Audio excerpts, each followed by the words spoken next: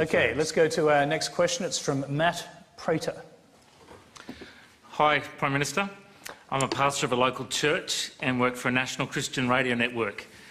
Most of the listeners and callers we've had in our radio station have been saying they won't be voting for you because they're disillusioned because you seem to keep chopping and changing your beliefs just to get a popular vote with regards to things like marriage. Why should we vote for you? Well, on the question of marriage equality, you're right. I took a position about, I think, 3, 4, 5 months ago, well before coming back to the Prime Ministership, because I concluded in my conscience, through an informed conscience and a Christian conscience, it was the right thing to do. And let me tell you why. Number one, I do not believe people when they are born choose their sexuality. They are gay if they are born gay. You don't decide at some later stage in life to be one thing or the other. It is how people are built. And therefore, the idea that this is somehow an abnormal condition is just wrong. I don't get that. I think that is just a completely ill-founded view. Secondly, if you accept that it is natural and normal for someone to be gay, because that's the way they are, then it follows from that that I don't think it is right to say that if these two folk here who are in love with each other and are of the same gender should be denied the opportunity for legal recognition of the duration of their relationship by having marriage equality. If you accept that, if your starting point is that homosexuality is abnormal, I don't know if that's your view.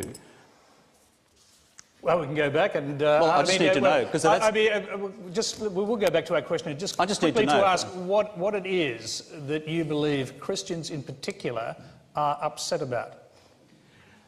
I think the thing is that you know, every pastor we do marriages between husbands and wives, and you know Jesus said a man shall leave his father and mother and be married, and that's the biblical definition. I just believe in what the Bible says, and I'm just curious for you, Kevin, if you call yourself a Christian, why don't you believe the words of Jesus in the Bible? Well, okay, mate, thank you. Well, mate, if I was going to have that view, the Bible also says that slavery is a natural condition.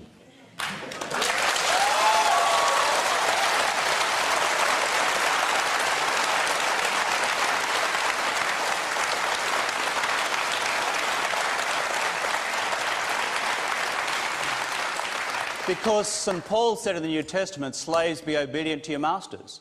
And therefore we should have all fought for the Confederacy in the US Civil War. I mean, for goodness sake, the human condition and social conditions change. What is the fundamental principle of the New Testament? It is one of universal love, loving your fellow man. And if we get obsessed with a particular definition of that through a form of sexuality, then I think we're missing the centrality of what the gospel, whether you call it a social gospel, a personal gospel, or a spiritual gospel, is all about. And therefore, I go back to my question. If you think homosexuality is an unnatural condition, then frankly, I cannot agree with you based on any element of the science. And therefore, if a person's sexuality is as they are made, then you've got to ask the second question. Should, therefore, their loving relationships be legally recognised? And the conclusion I've reached is that they should. And on the question of chopping and changing, I wrote a 2,000 or 3,000 essay, a 2,000 or 3,000 word essay, stuck it online months and months and months ago before returning to the Prime Ministership, so everyone would know why I had changed my position, the reasons for it, and it was the product of some many, many months and years of reflection in good Christian conscience. Okay. Thank you.